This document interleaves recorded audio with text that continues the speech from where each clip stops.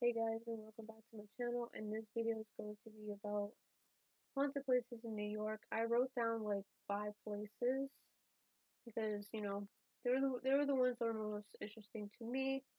So the first on this list is a park that is called Washington Square Park, and it's in New York City.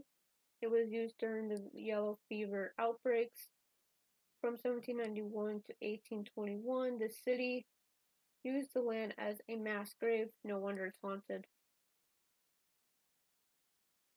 The park established in 1827, a year after people had been accidentally dug up during a parade. Yikes, imagine seeing that. The park's haunted history began before NYC even existed. This park is located in Greenwich Village on West 4th Street.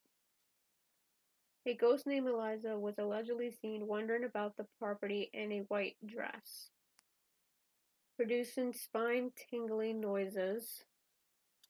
A lot of people are still buried underneath the ground. Oh, she is seen as a pale apparition. Next on this list is a place called Landmark Theater, and this is in Syracuse, New York. It was it actually opened in 1928. And this movie palace held over 3,000 seats and showed silent films and talkies, which I do not know what talkies are. If you do know, can you please leave it down in the comments so I can see what that means, because I don't know what that means. There is a spirit named Clarissa who died in the building in 1930. She often appears wearing a white dress. She is described as being a pale apparition, almost a pure, a pale apparition. She shows at unexpected times to workers and guests, especially those who don't follow the theater's rules. And the hauntings actually began 2 years after this place opened, so that's kind of eerie to think that it's already haunted, and then you had someone who died in the place and they haunt the place now. I don't know, it's really odd.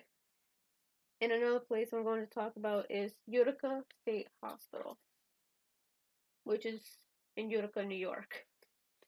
And this place opened on January 16th of 1843.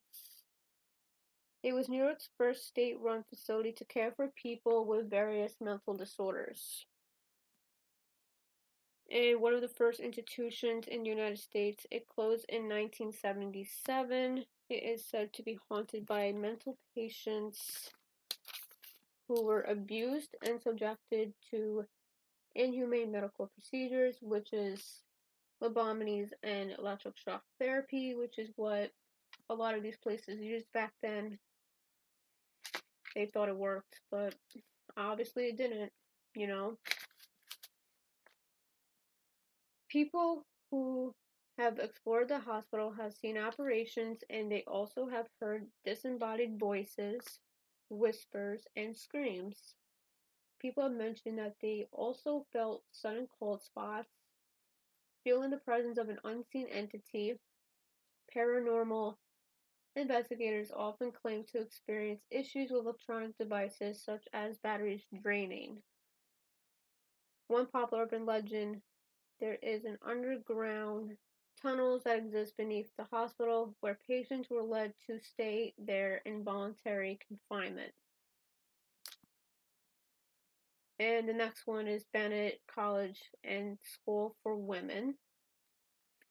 It was constructed in 1890 as a hotel and resort, and it became a school for women in 1907.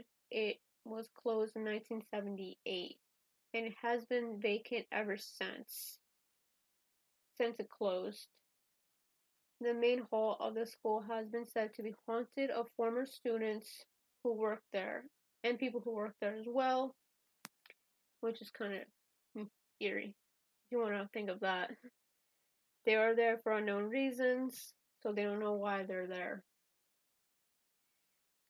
urban explorers have reported witnessing apparitions. They also have experienced other paranormal activity, such as hearing disembodied voices, hearing footsteps, and also seeing doors being closed shut by an unseen entity. Many people have claimed a strange force exists that tries to prevent people from exploring the basement/attic. Now the last one is Dutchess Community College, which is in Poughkeepsie, New York. So I know there's other locations too. So I just wrote down whatever felt good. It was constructed in 1913. In 1957, the college was found on the site of a former TB hospital.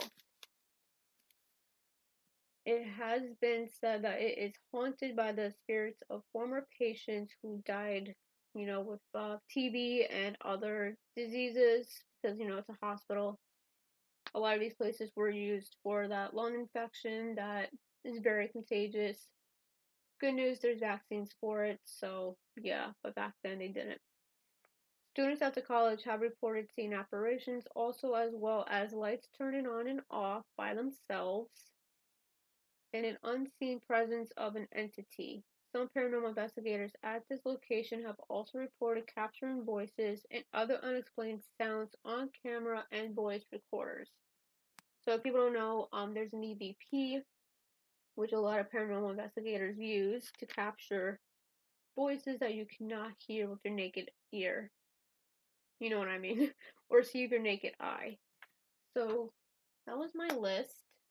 If there's any more places I can find, I will definitely make a video on them.